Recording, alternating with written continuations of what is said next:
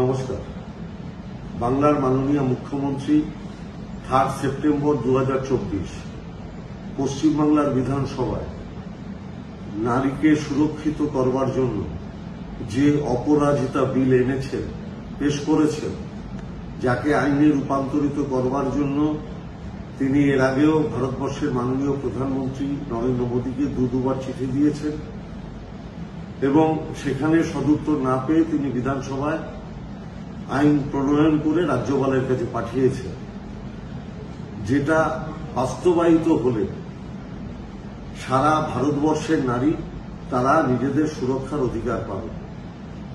এখানে অতি দ্রুত তদন্ত শেষ করে, বিচার প্রক্রিয়া শেষ করে অতি শীঘ্র দোষীদের হয় সশ্রম কারাদণ্ড নয় ফাঁসির সুপারিশ করা হয়েছে, যাতে এই বিকৃত মনস্ক মানসিকতার লোকেরা আমার কোনো বোনকে ধর্ষণের চিন্তা না করেন, এই ধরনের কোনো নোংরা মানসিকতা যেন তাদের মধ্যে না জাগে, তারা যেন ভয় পান।